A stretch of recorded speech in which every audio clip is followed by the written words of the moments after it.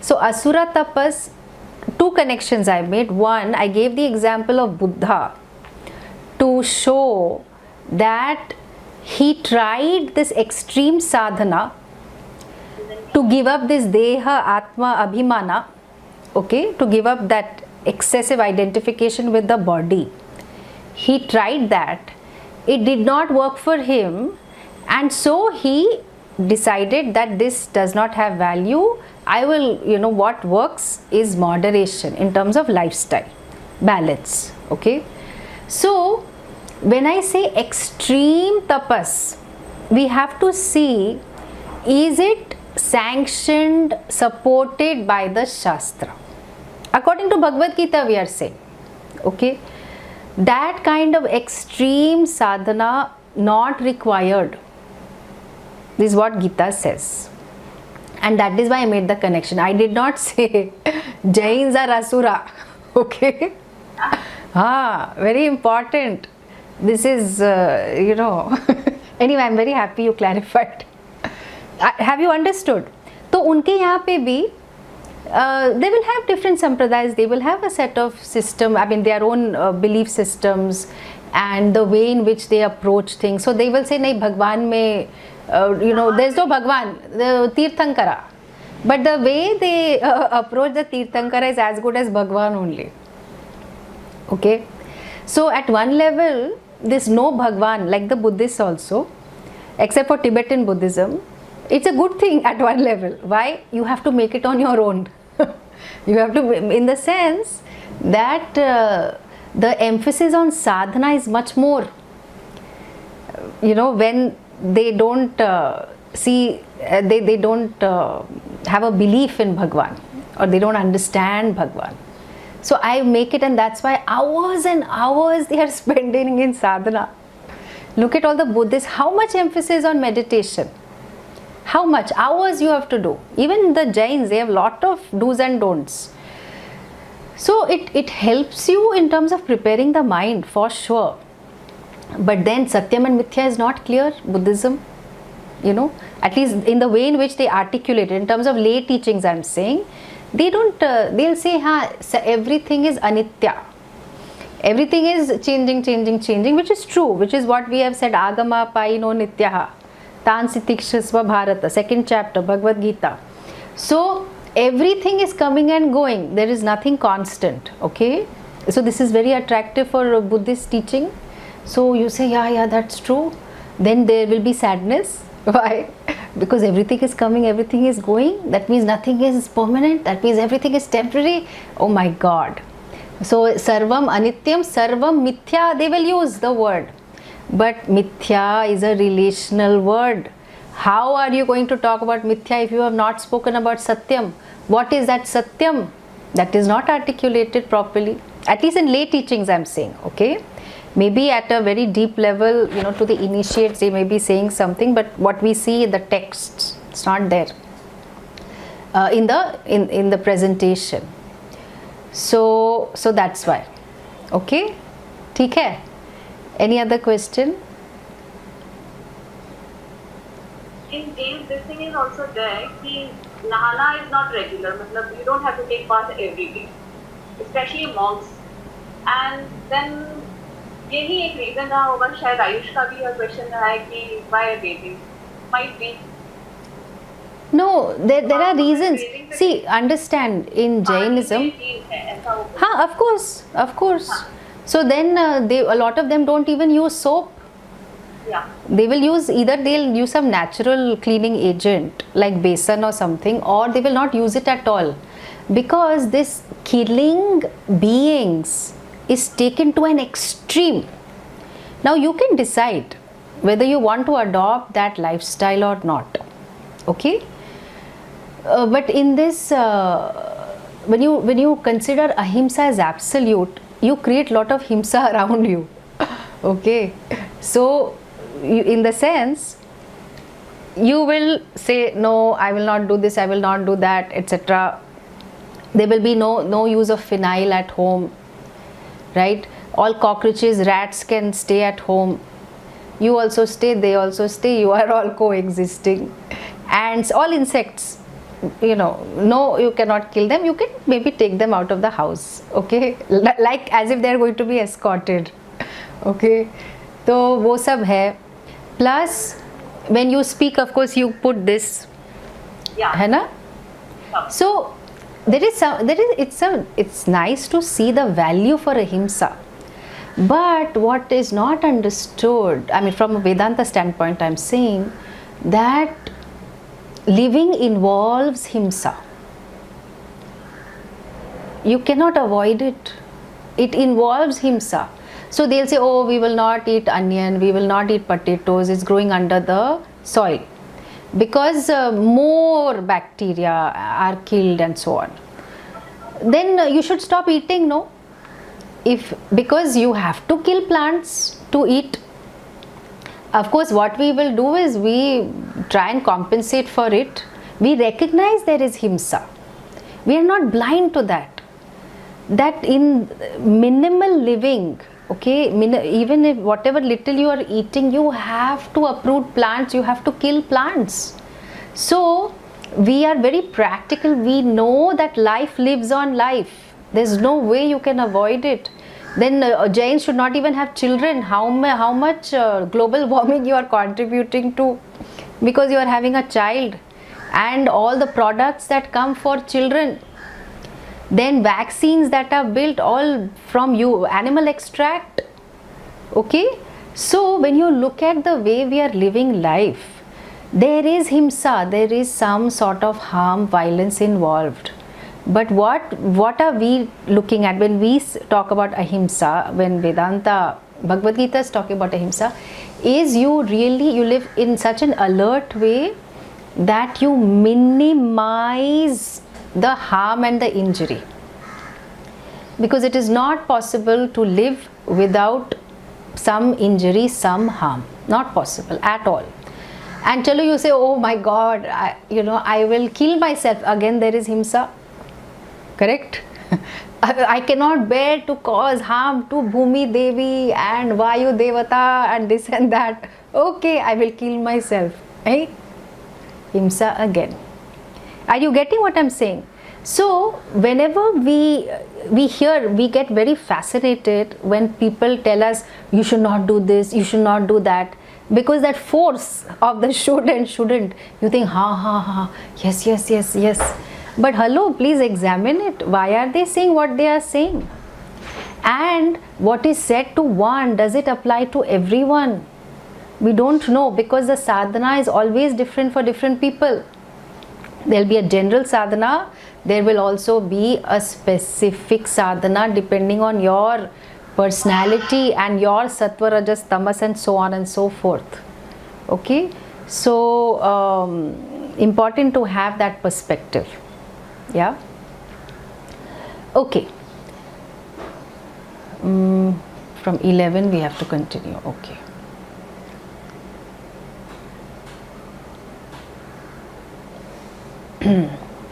Om Sadashiva-Samarambham Shankaracharya-Madhyamam Asmadacharya-Paryantam Vande Guru-Paramparam Vasudeva-Sutam Devam Kamsa-Chanura-Vardhanam Devaki Paramanandam Krishnam Vande Jagadgurum.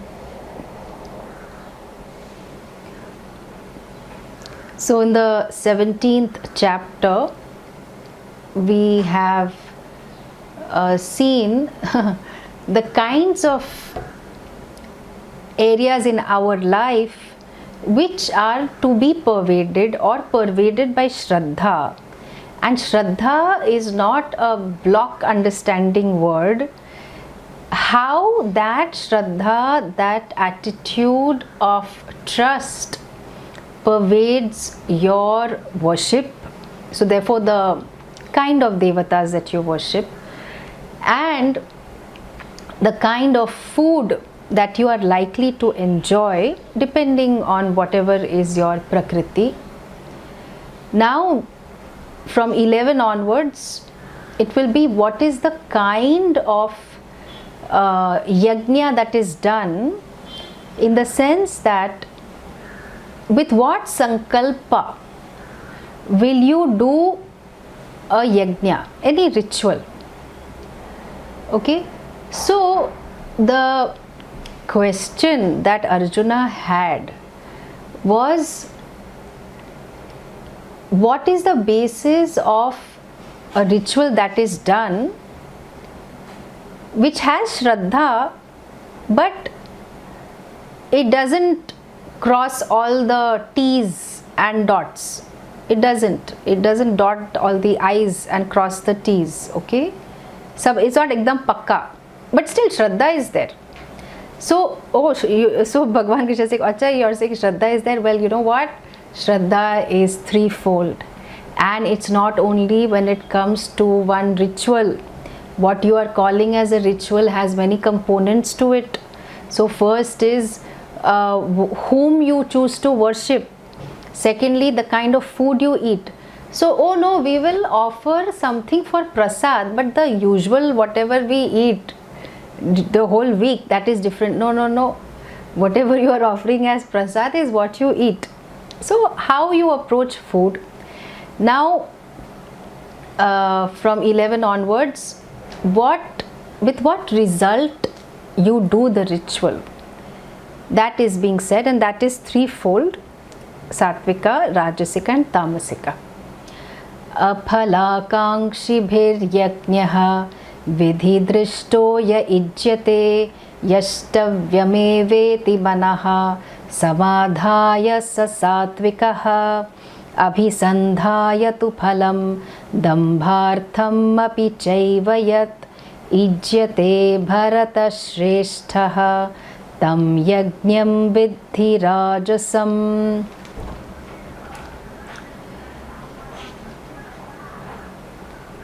We can do the other one also. Okay. So in Shloka 11, what is he saying? He's saying that yajna, which is vidhi drishtaha, which is done in line with the vidhi and is performed by someone, yashtavyam eva iti, without expecting a result. Aphala kankshibhihi. So phala akanksha is not there. Okay, so any karma we do is for some phalam, right? Then what is this aphala kankshibhi? Then what a waste. Why should you do? Right? Why should the yajna be done if it is for no result? Who does anything without expecting a result? That's quite stupid, right? But here what is being meant is the only phala that matters to this person is antakarna shuddhi. Okay? Then that calls for a huge level of maturity. Why? Because whatever we want, okay, artha, dharma, kama, the specifics of it, we want it so that we are fulfilled. Correct? So now we are flipping the equation. We are saying that all these things, of course, they may give fulfillment, but it is all temporary. And so, if I have a cheerful, abiding mind that has acceptance of everyone, including myself and situations, then the external does not determine my state of mind. Okay, this is a very big step to take. Are you saying you don't want your children to be happy? Of course you want your children to be happy. Of course you want them to be well settled in life and so on and so forth. Okay, whatever you wish. Of course you would like a promotion in the job. All that is there. But you also know that whatever is happening in your life is a result of karma. And irrespective of whatever situation happens with whomever, at work, at home, and so on and so forth, if you have a mind that is abiding, if you have a mind that is able to see what is, if you have a mind that is objective and awake to reality, then anything is fine, everything is fine. Yeah. But I am afraid only, what do you mean to say, Antakarna Shuddhi only? Then maybe Bhagwan will not give me all Artha Dharma Kama. All this fear also is coming because there is not enough Antakarna Shuddhi. We are afraid, oh, if I only ask for Antakarna Shuddhi, Bhagwan will put me on the streets. Fear is there, no? So anyway, you try. I'm not saying, try it as an experiment. Bhagwan will not put you on the streets for sure. It doesn't mean that it is, excluding all this Artha Dharma Kama. What is being said is you value Antakarna Shuddhi most because you have grown to seeing that fulfillment of raga, temporary sukha. Then you have been able to avoid some situations, temporary relief you got.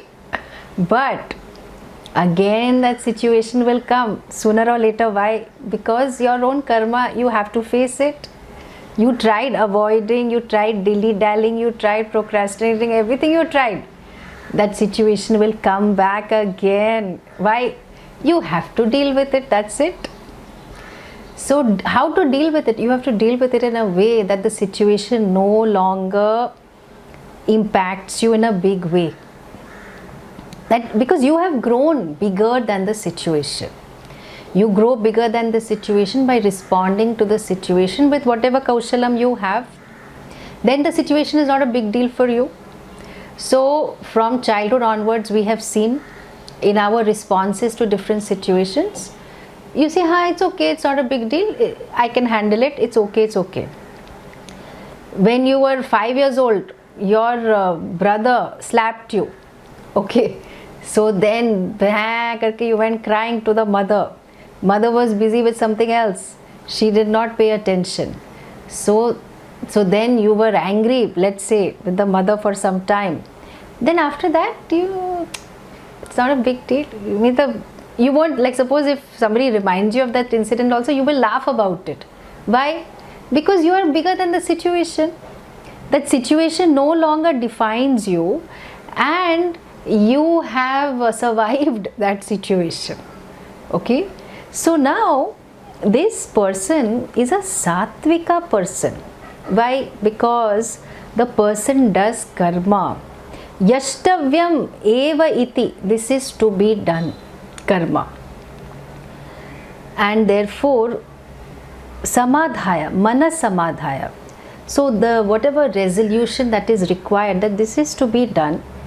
Not that, oh, it is such a big burden. It's unfortunate. The word responsibility, we look at it as a big burden. Why am I saying this? Because when I talk to people, they say, I have lot of responsibilities, Hey, everyone has responsibilities. But what they really mean is, I have lot of burden. Hey, you have the joy of responding to a situation. That also you are considering burden. Matlab, abhi, what shall we say? That I can do this, I am happy to do it, it is to be done, I will do it. So not too much drama. We contribute to a lot of drama. But why I have to do I have to do it, can I not postpone it, then etc, etc. Okay, so much drama is there because of our raga dvesha, right? So now here, without any drama, without thinking it's a burden, without thinking that, oh my God, I am doing such a big karma, without the binding nature of the raga dvesha, I do the vidhi, it is to be done. So even if you are doing suppose you are planning for your children's marriage, or you are I don't think anyone here is getting married soon. No second marriages either, okay. So then some vidhis to be done.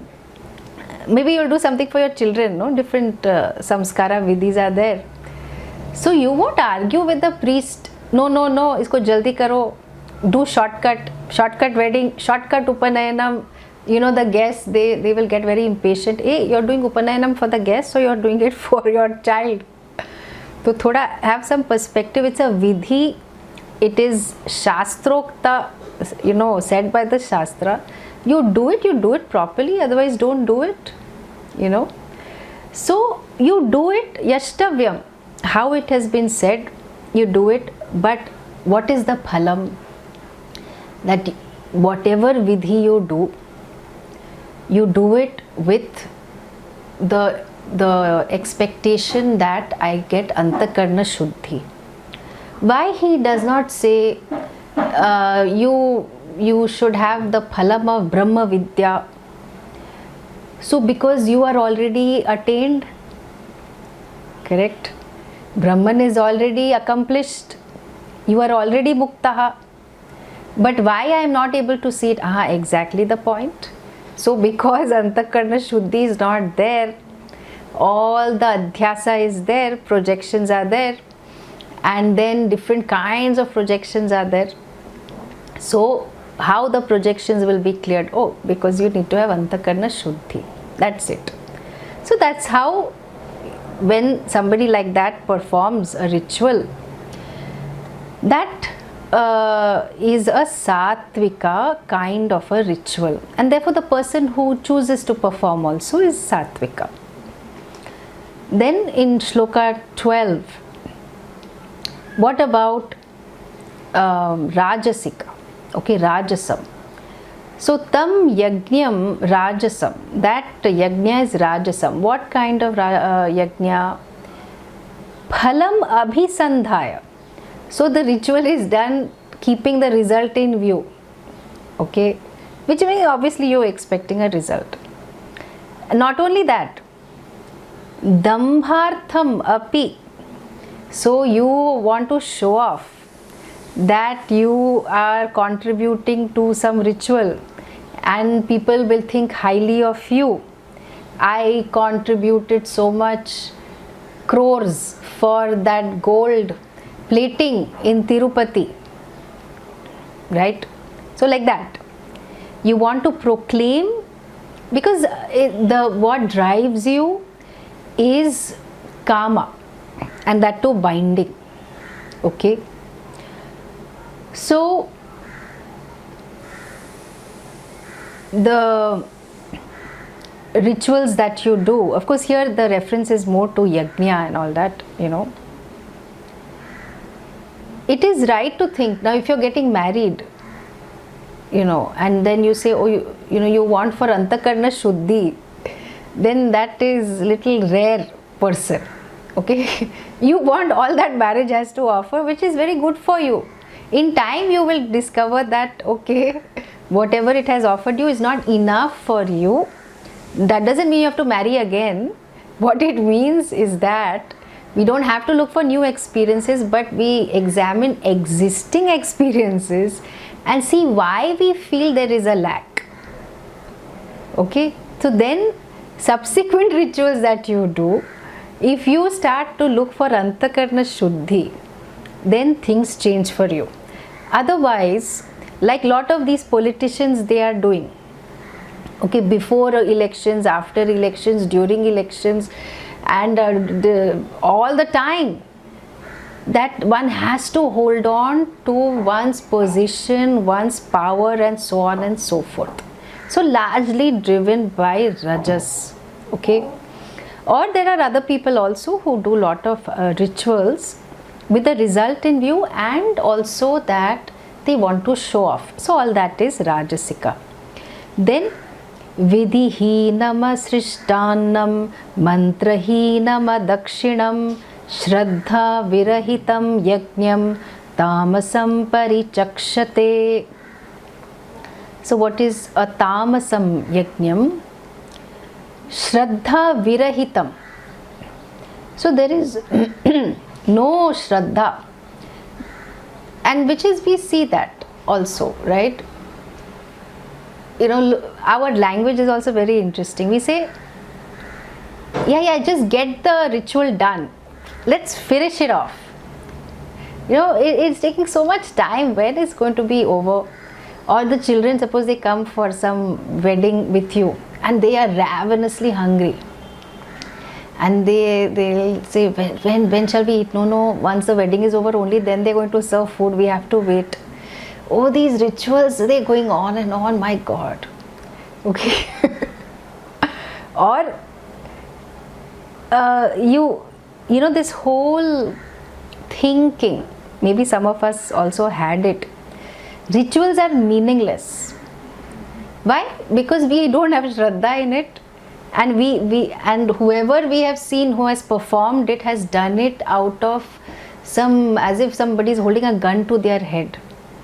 See, even when people do puja, you know, suppose if there is a Satyanarayan puja at home, or Ganesh Chaturthi, or sometimes, you know, people do Devi puja, or some ritual, suppose people are doing at home, and Pandit will be called and all, there is lot of tension. Actually, it is a moment of great joy that you know, in your house, or you have hired a hall for some function, some event, it is a matter of great joy. But it all becomes such a stress incident for you, because so much has to be managed at this, that, and the last thing you are thinking about is the devata that you are going to be, whose grace you are going to be invoking. Is the food okay? Is the decoration okay? Who has been paid? Who has not been paid? And then these people have other dietary requirements. Then how will we manage? These people don't like those people. We have to keep them separate. So much stress, right? That poor devata, you know. The Pandit is there. You please do the ritual. Shraddha virahitam. Okay, this is tamasam yajna. And then also vidhihinam, this shortcut wedding. Okay, shortcut wedding or shortcut any ritual. When you tell the priest, chalo jaldi karo, you know, we don't have so much time, whatever you want to do, you do it in 1 hour. So Pandit Singh, but वो शादी कैसा नहीं, 1 hour भी नहीं, आधे घंटे में जो खत्म होता है ना, उतना करो आप, finish it. Okay, so there is no vidhi in it. What will the person do? How he will do this shortcut? If you signed up for a vidhi, then you might as well do the whole thing. Okay, so because the phalam is not available to you, then if you say, okay, we will not do annadanam, how can you say that? So you say, nahi, you know, all these purohits, they are all out to make money, and you haggle. So you know, to buy some designer clothes or some fancy TV, you will not haggle. Why? Because people will think that you are down market. Who goes to haggle in a big showroom? So no, of course not. In fact, you will flash your card or whatever it is. Now, with the purohit, you will haggle and bargain for this annadanam, but it is to be done. It is a necessary part of doing a vidhi, that annam is to be distributed. There, of course, there are some other stipulations. Some pandits, they don't eat in the person's house because they don't know, you know, how the cooking is done and all that. There are certain stipulations there. So then they will say, okay, then you have to give dakshina. But dakshina also, people create one big drama for it. There's no generosity, you know, and it is misplaced generosity. So this is not even generosity I am saying. It is a part of the stipulation that if you are doing a ritual, dakshina must be offered. You cannot do a ritual for 10,000 rupees and offer a dakshina of 100 rupees. Okay, that fellow's travel is also not covered in 100 rupees. But people do this, and then they will say, you know, these purohits, they have become so greedy. I'm not saying some of them may be greedy, okay, but what I am saying is, because people had this attitude to dakshina, that's why some of the purohits have had to resort to demanding money. It's not correct, you know, the purohit should not demand money. But when the people around them start to bargain like this and don't even give the person enough for the person's travel, how will the person survive? So if a ritual is conducted first without vidhi, you know, all this skipping vidhis, or annam is not distributed, or mantrahinam. Now, because of our unique languages and dialects, not everyone can pronounce Sanskrit properly. You have to listen to how Bengalis particularly pronounce. It is really something. Okay, every place has its own way of pronouncing, unless they have learned Sanskrit properly. So that's not proper. Shraddha is there, but the mantras have not been pronounced properly, and of course adakshinam, all that ritual is tamasika. The ritual is tamasika, and then of course the results what you will get is not going to be adequate.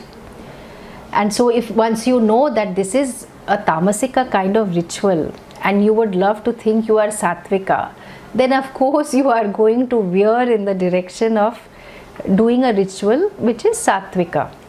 Okay. Then we go to tapas. Okay, although there was a reference to it in some previous shloka, but now what kind of tapas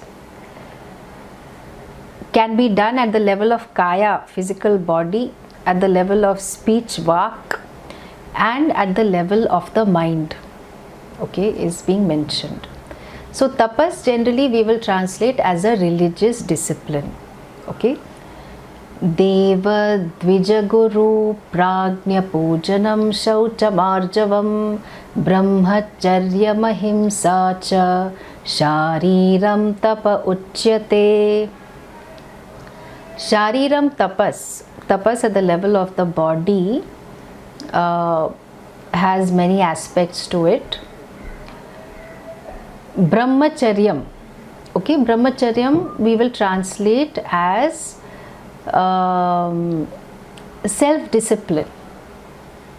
Okay, I have clarified this earlier. Brahmacharyam, a lot of people think it's celibacy, but here it does not make sense. This and this understanding has come to us because of some of the yogacharyas who translated like that and who were teaching brahmacharis. So then it got translated that way. But brahmacharyam is the one who actually walks to know Brahman. That is a real meaning of the word. It's a very beautiful word. So discipline at all levels of the body. Okay, so in terms of what you eat, drink, exercise, and how you use your body as an instrument, all that is involved. Ahimsa we have spoken about. So here we are talking at the level of physical body, right? Then Shaucham again has been covered earlier. So here we are talking more about external cleanliness, and Arjavam, straightforwardness. Then Pujanam for 4 types of beings. That is tapas. Imagine. Tapas means it involves effort. Tapas means I don't feel like doing it, but it is to be done. So puja to Devadi, all different deities. Dvija are Brahmanas, twice born. Twice born? Why? Only one born. They did not have rebirth. No. But once they go through the samskara of this Yajñopavita, okay, when they get initiated into the Gayatri, that is as good as a second birth. That's why they are called Dvijas. And their duty was to preserve the Veda, which, thankfully some of them have done by chanting and reciting their Veda. So now, even now in the 21st century, we have access to those mantras because some Brahmins kept that going. Then Guru, puja to Guru, and Prajna, wise person. But why is it mentioned as tapas? This is very interesting, no? Why should it be mentioned as tapas? Because we don't want to do it, that's why. Okay, we have excuses, that's why. So Shaucham also, we'll do it later, kya farak padta hai? Like, imagine if the maid had not come, then she will get a earful. But now, since we are the maids of honor at home, so now what? No, it's okay, today I just cannot do it, tomorrow I will do. Or morning I cannot do, evening I will do, you all better live with this. Different standards. Why different standards? Because it's too much. Okay, why too much? Because it is tapas, that's why. Okay, so all this shaucham, or even being straightforward.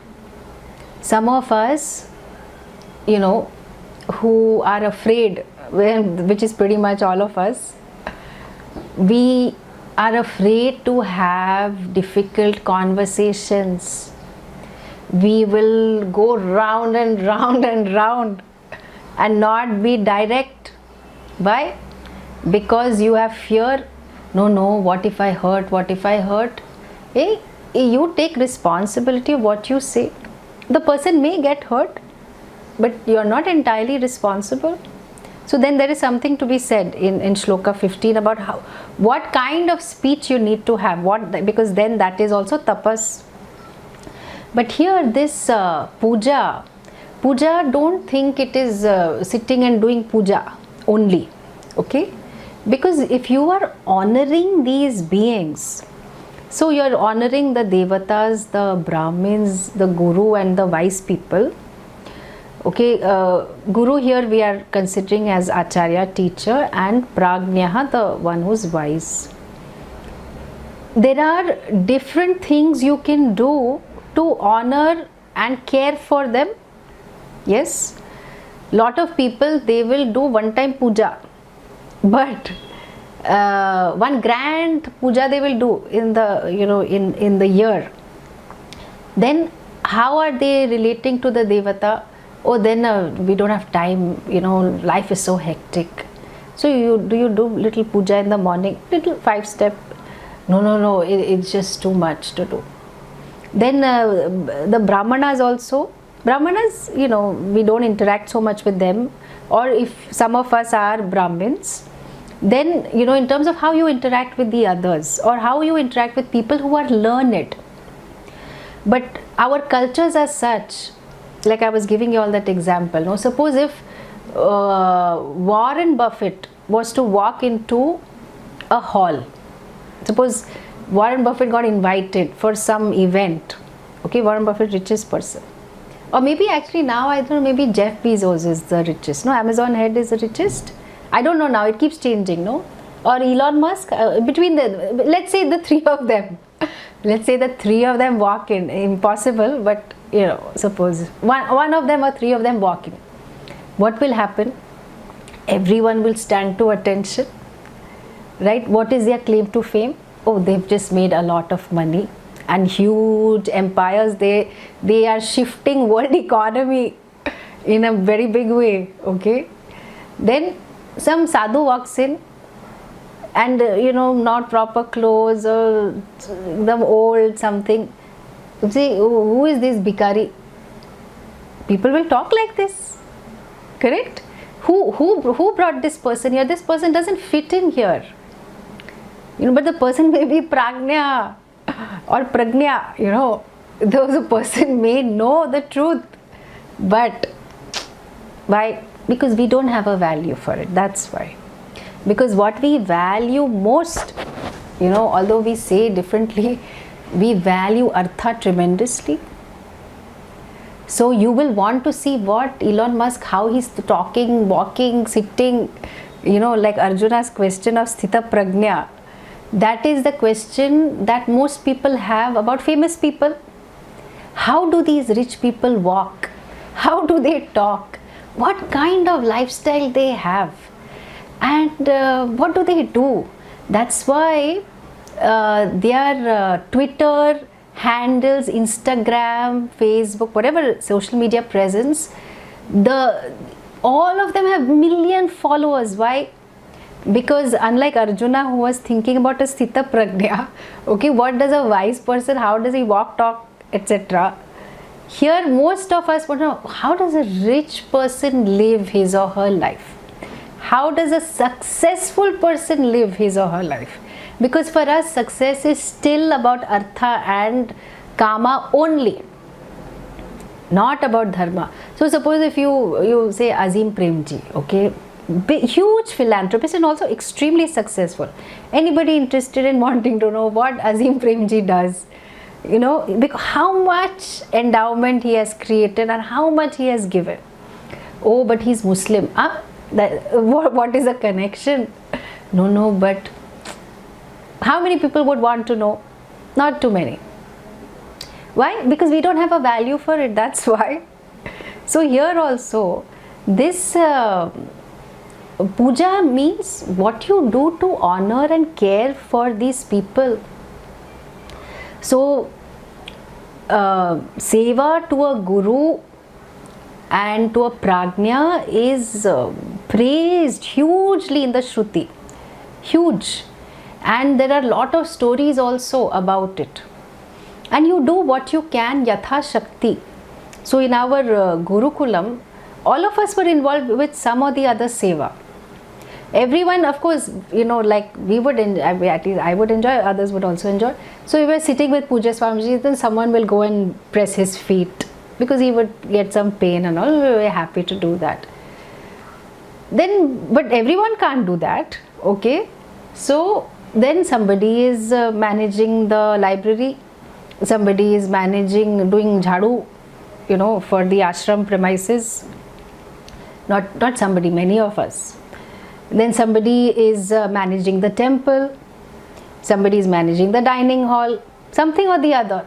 No, I came only for Shastra study. Then you please get out, okay? Because you don't have the required attitude in terms of doing seva, in terms of willing to serve. No, but I want to be in the library because I want to read, okay, in my spare time. Seva is not done according to your raga and dvesha. Okay, seva is to be done in terms of what will be helpful to the guru. Why? Because you are freeing up the guru's time to be able to do other things.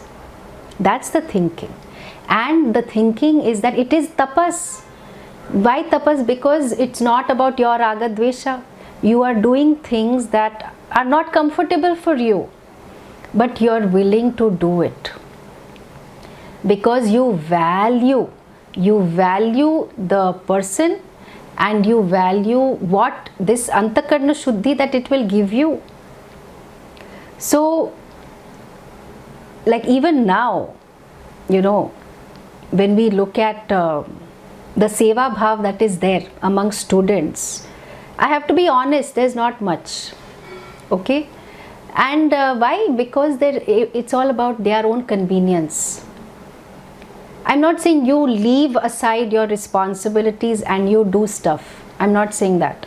I'm saying that the willingness to do it. So even, like amongst employees, even amongst volunteers, there are different mindsets. One mindset is, I'm willing to do, but when the person tells me, I will do. Okay. Second attitude is that I will offer, I can do A, B, C, D. If it is of help, then I will most happily do.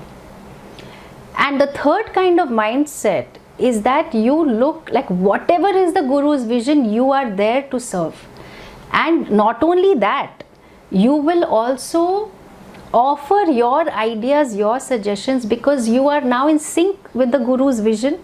This, I'm not talking Shastra vision, okay? Shastra vision, of course, you have to be in sync. But here is that the Guru, whatever the Guru wants in terms of Loka Kalyanam or for some benefit, that you are aligned with that. Okay? So now this Vedic Wisdom Festival that we do, okay, it's largely possible because of one couple. And they are very busy people, both of them full-time professionals. One is little half, like part-time, but still lead a very active social life and have many, they're very, very busy people. But for that 1 or 2 months, they will find the time to do this, right from scratch. So whatever meetings we have, ideation, some parts both me and Swamiji take care of, while the other things in terms of talking to the vendors, finalizing things, hours and hours, okay? They don't even tell us how much time they have spent on it. But we know that all these things cannot get done because we've organized a lot of other things. So they do it because it's important to the Guru. That kind of Seva Bhav is rare to see. It is not. So does everyone need to have that? No, not necessary. But the ones who have it are the ones who really understand the truth. Why? Because as adults, we are very resistant. And then when you are in touch with the Guru and the Guru is telling you to do certain things, then always understand it is a lot to do with your Antakarna Shuddhi. The Seva is not to serve the Guru, actually speaking, okay? Very often some of the things that are told, the Guru will do it in much lesser time than you will.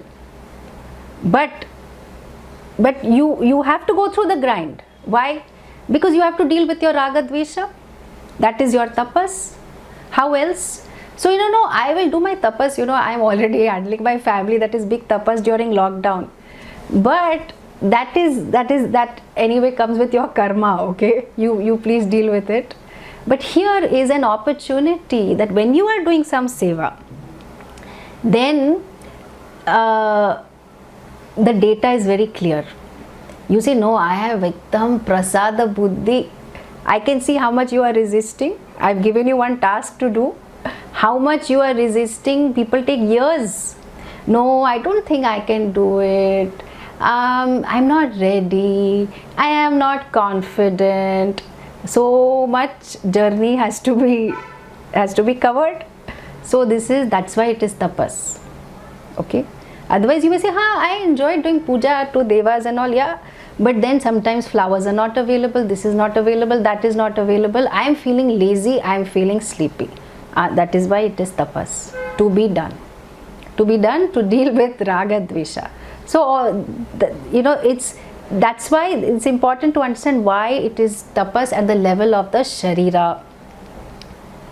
Then this vak, the kind of speech that we have, okay, this speech has 4 aspects to it.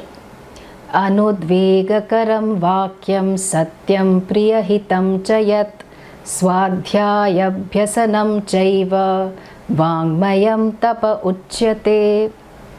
What is this tapas at the level of vak, at the level of speech? So whatever you say, it needs to be anudvegakaram. Udvegakaram means it causes agitation.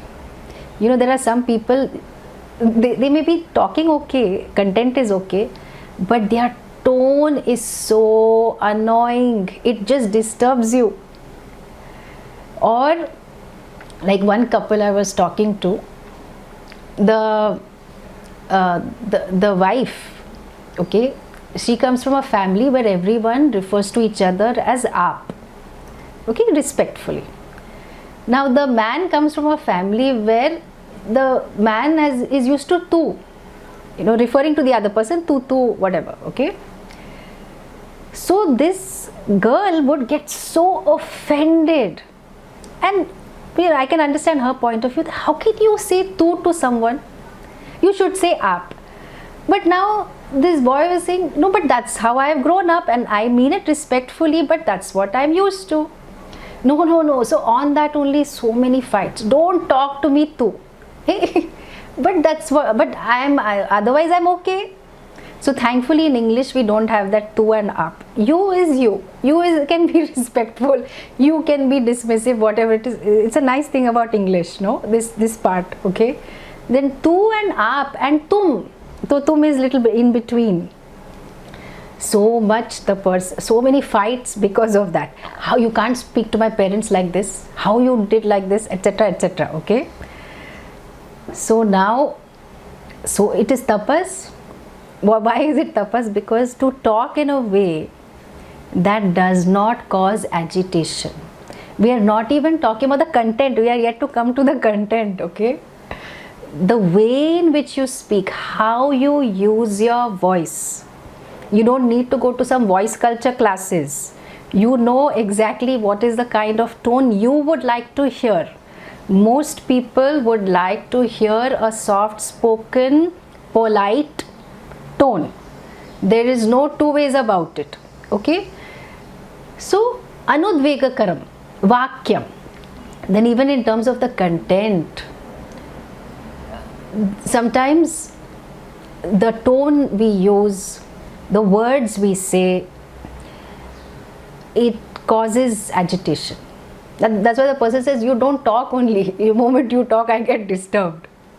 Because aisa hai, you know what to do. And then whatever you are saying definitely needs to be true, satyam. And it has to be pleasant also on top of it. Okay. Not only that, it has to be necessary, hitam. Only then it is tapas. So we can all understand where we are. If you start to focus on your words having all these elements, only then it qualifies as vak tapas. Otherwise it is not vak tapas. So if one is there, the others are not there, it is not vak tapas. Suppose if you say, no, I always speak the truth, but the way you say it is very unpleasant, it is not vak tapas. Or you are a customer care person, very sweet, very nice, but you don't have any problem solving skills. Okay, everything you're saying, yes, I will refer it to the manager, yes, I will refer it to supervisor, I will come back to you, no follow up, no nothing. Very pleasant, but it is not, it's a waste of your time. Okay, so now it's important for us to reflect that generally in our communication with anyone and everyone, this is not tapas only with respect to your in-laws or with your partner or with children. As a general principle, it is vak tapas. So vak tapas meaning one has to aspire to it. It's not easy. You will find if your speech were to have all these components, you're going to stop talking only. Because a lot of the times we, in a fight, we are wanting to punish the other person. We may utter a lot of truths, okay, but it's not pleasant at all because we want to teach the person a lesson. Or it is hitam. Sometimes the advice that is given by us is definitely important and necessary, but it's not priyam, or it's not also appropriately timed. You travel anywhere in India, I tell this especially to the foreigners, anywhere you go you will get advice, and actually it's coming out of a lot of care. The person will say, where are you traveling? Oh, if you're going here, you must eat this, you must drink that, etc. or who is there with you, you better be careful. So in India, people express their care by giving advice. Generally, I'm saying, not like complete generalization, but more or less. And then we all know how we are when we receive advice. We just tune off, switch off, or we resist, or we will turn around and give the person advice, right? It makes us uncomfortable because you have to earn the right to give advice. If the person is not interested, why are you opening your mouth? But pressure, too much pressure to talk is there, right? So I have to say something. Hey, you don't need to say something. No, but what will they think? Let them think whatever they want to. That's their problem, it's not yours. So like that, we have different excuses in what we say, what we don't say, etc. This is extraordinary tapas, okay? Try to have this tapas in your life. Then what about the tapas at the level of manaha? Manah prasada saumyatvam maunam atma vinigraha bhava samshuddhiritye tat tapo manasamuchyate. Manasam tapaha. What is that? Maunam, imagine. I thought maunam is at the level of vak. No. It may start at the level of vak, speech, but you are using something external to try and master what is internal. So even at the level of the mind, the constant chatter that takes place, there is Atma Vinigraha. There is mastery over the mind. And Maunam is that there is no pressure to talk. Okay? Now don't apply this as an extreme quality to everything. Always remember, all these qualities, any quality, these qualities are the ones that have been mentioned earlier. They are all relative in application. So unfortunately, we tend to convert teaching into should. So now we will say, yes, I am going to have Maunam from today onwards. That's not possible, okay? Understand what Maunam is. That need to control the world, which manifests as the need to have a narrative in your head. Constant commentary, constant judging. No, I should do this, I should not do this, that one should do this, that one should not do this. That pressure is resolved. Why? Because you're in harmony with what is happening. You are in harmony with yourself. So whatever is happening, when is happening is all okay. Not a problem. You're in harmony. That's what it means. Okay. So mana prasadaha. I thought prasada is what you receive in the hand. No. Mana prasadaha. Prasada is not only what you receive, but it also means cheerfulness. Otherwise people say, what to do? I have to accept only. No, please don't accept anything. That with acceptance comes a natural cheerfulness. That you're fine, that this is how it is and that's who you are. And it is tapas. No, but situations are not going my way. I did ask you about the situation. I'm asking you about your manas. Right? No, but it's very difficult to manage the mind. Exactly, that's why it is tapas. You manage. And how can you be cheerful irrespective of everything? Oh, but you don't know, this corona can happen to anyone. It is happened to someone in our building only. It can happen. Of course it can happen. You can be cheerful about it anyway. Right? So cheerful as in you are in harmony, you are accepting, you see what is. You don't get hassled easily. If you make it as a decision, I will take on this tapas, you will find that actually it works. This is not some faking faking a certain attitude. It's not that. It's saying that whatever it is, I can handle it, and I will learn to see the humor in the situation.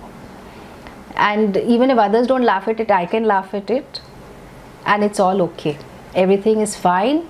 So to just, the more you focus, oh, right now I just have this moment. I do what I can, and I enjoy what is there. I enjoy what is there. So even as parents, when you start enjoying your children, you don't see them as, oh, I have to fix them, I have to do this, I have to do that, and then there's so much joy in that. Or like that, when you start to see sometimes the stupidity of your partner and your own stupidity also, you can enjoy them as they are. No pressure to change them. This is how they are. I was talking to one friend of mine yesterday who was a counselor, very good counselor, but she was having problems with her boyfriend. So then she said, now who else I will go to? I'll come to you. So anyway, so she was joking with him. They've been together for many years now, I think 7-8 years. So she was saying, one thing I realized after going for counseling to Swamini is that you will never change. So earlier she thought that somehow or the other Swamini will help this fellow to change. But obviously I did not even try. Okay, I just wanted them to adjust to each other, that's all. So you realize these things, no? And you can, and at least now she's cheerful about it. She's like, it's okay. He is how he is, I am how I am, and I can enjoy him the way he is. Of course, from time to time, I get upset and blah, blah, blah, because he's commitment phobic, doesn't want to marry. And she doesn't want to drop the equation, because they've been together for so long. So then what to do, So to you, that when you start enjoying small things, big things, that cheerfulness is there, and it is tapas because you have brought that attitude to the situation. So even that cheerfulness then comes in your expression as well. Saumyatvam, in the way in which you interact, relate to each other. And Maunam we have seen, Atma Vinigraha. So a very realistic attitude of life, that I only have today. And then, when you spend some time in nature, you observe trees, you observe animals, then the attitudes that we understand, maybe part of it might be projection, but wonderful attitudes, So you see the cockroaches are scampering around, you are there, big giants are there, ants are there, busy sidewalk, they are walking and they are doing their job. Imagine the amount of fear if they have, because they are obviously very sensitive to sound, and more than sound, it's the pressure, no? Pavement is shaking, for them it's a mini earthquake. Imagine you are walking on the ground, it's muddy path, the ants are also there, okay?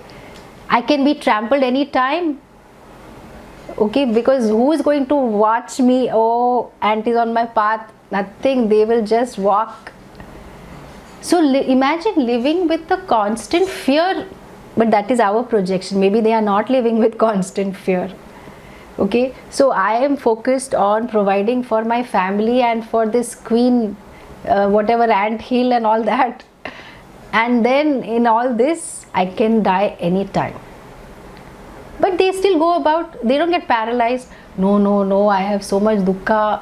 What will I do? How will I do? Etc. etc. Nothing. Just focus on the present moment. This is what means when it is said living in the moment. Living in the moment doesn't mean you don't make plans. Of course you make plans. But since you have made some plan, whatever tentative plan, then when that moment comes, you will see.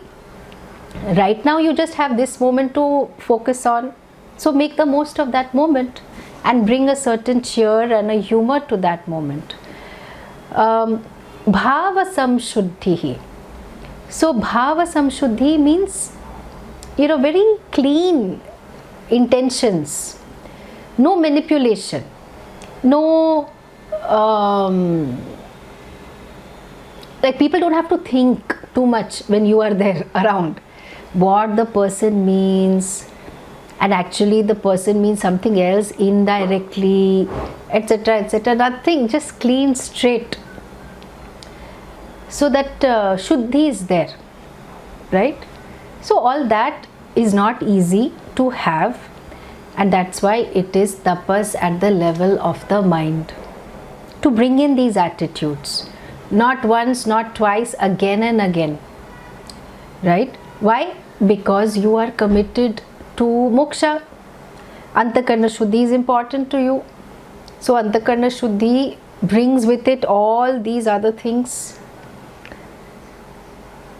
and so it's something to do. You wanted something to do, no, in Vedanta.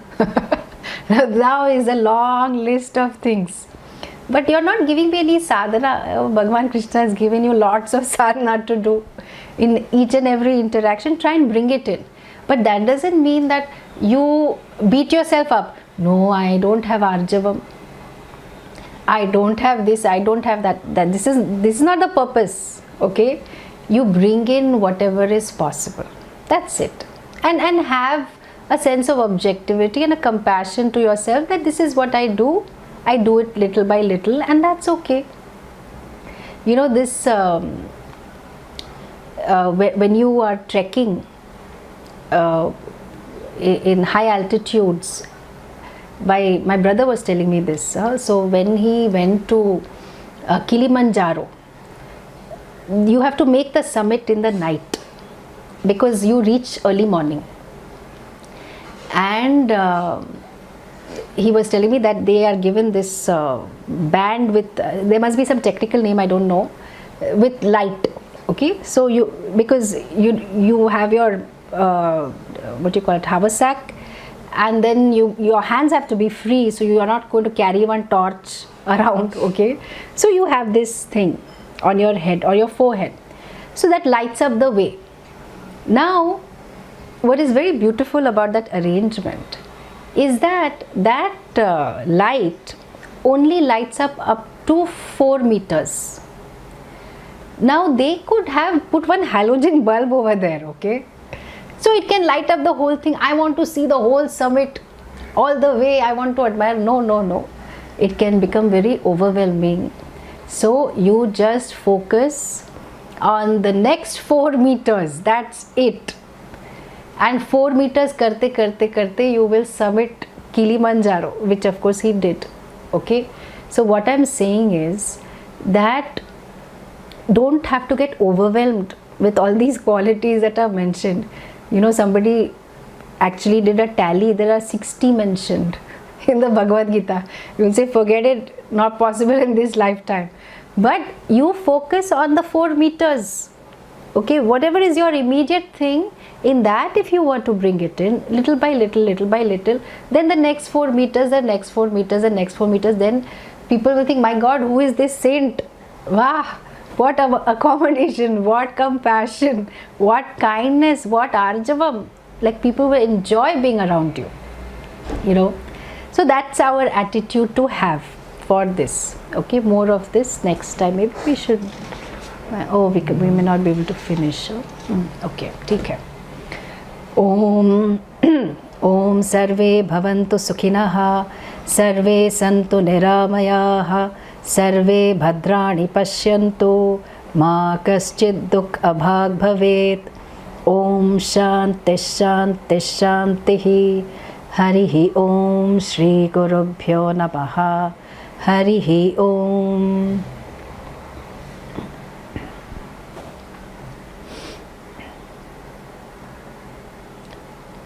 Then, any questions, clarifications? I had a question. So when Bhagavan says that rituals done with goal in mind is Rajasic, also that done so that other people think you are great is Rajasic. Are the two pretty much the same? Are they comparable? Like, is he saying it's pretty much the same? You know, he's not saying it's the same. He's saying both. Yeah.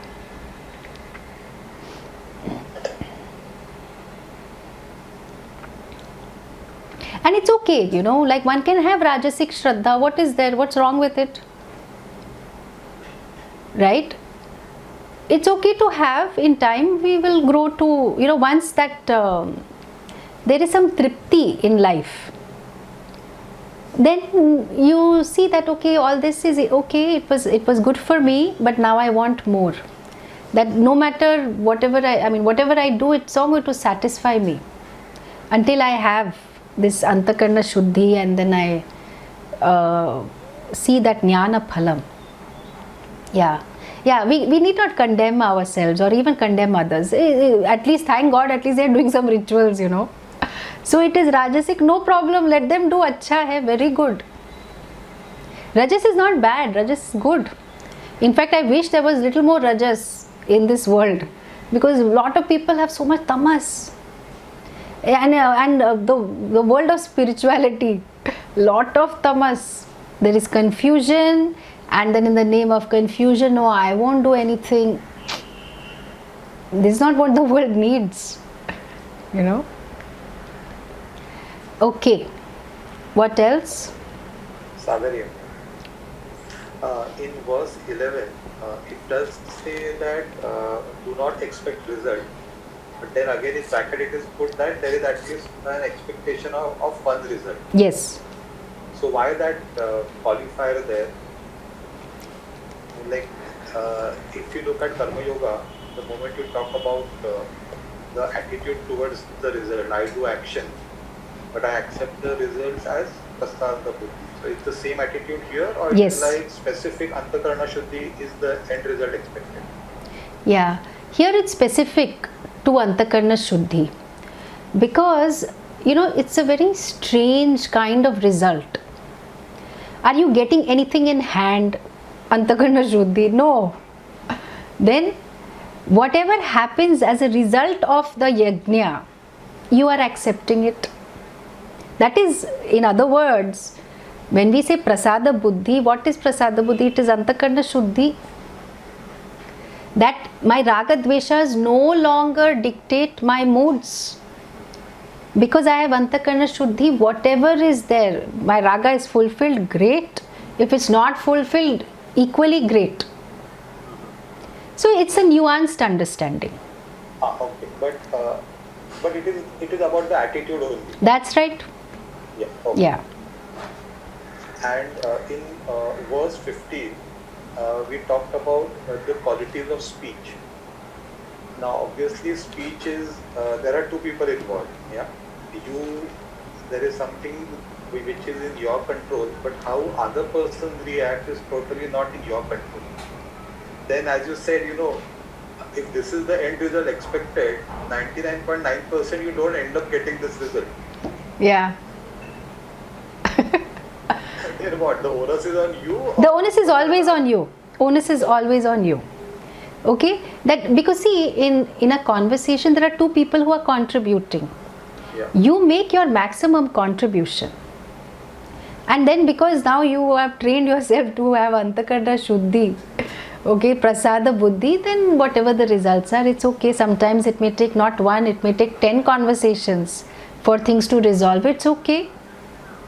It's okay, no problem. But this is where, you know, Kaushalam of Karma Yoga comes in. That this Kaushalam is also in the form of Vak Tapas. That not only in terms of the actions I do. See, sometimes, you know, managers, they become very task oriented. Parents also become task managers. Did you do your homework? Have you brushed your teeth? Did you take a bath? Etc. etc. You're just ticking the boxes. Because it has become, everything has become about a task. But where is the care? Where is the warmth in the way in which you interact? You know? So we have to keep all these things in mind. From anyone else? Yeah, Prashant? Swamiji, one question. In this whole chapter, I couldn't find the reference of Shraddha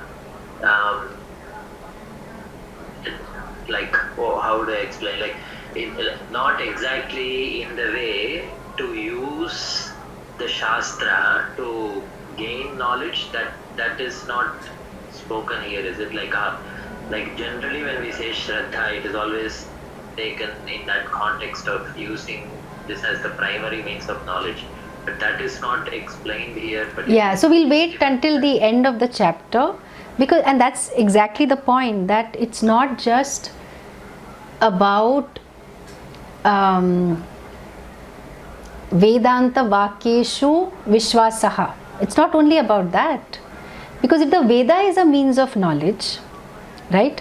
See, what has happened is because of the force of our punya, straight we have parachuted into Vedanta, okay? Without much exposure to Veda. But for me to understand Vedanta as a pramana, I cannot have Ardhanda Nyaya. Ardhanda Nyaya is what? I keep half egg for hatching and half egg for omelette. Not possible. The whole Veda is a pramana. Oh, but I am not ritualistic. What is your basis for you to say you are not ritualistic? So the different aspects of the Veda and Shraddha permeating the human being, that is what 17th chapter is referring to. Okay, seeing Vedanta as a pramana, means of knowledge for moksha, is just one part of it. But how can I have, see, lot of people struggle with Vedanta as a pramana. First of all, there is this unnecessary pressure to prove it is scientific. Okay, unfortunate, but it is there. Then on top of it, what it means for it to be a pramana is not understood, because Veda as a whole is not understood. Do I have to go through the details of the Veda? No. But even if you have broad areas, okay, topics, can there be some working trust? But how there can be working trust? Because I am not a part of this culture, or if I am a part of the culture, I have disregarded all these things, right? So to fully embrace Veda as a pramana, which includes the whole Karma Kanda, this chapter is very important. Okay.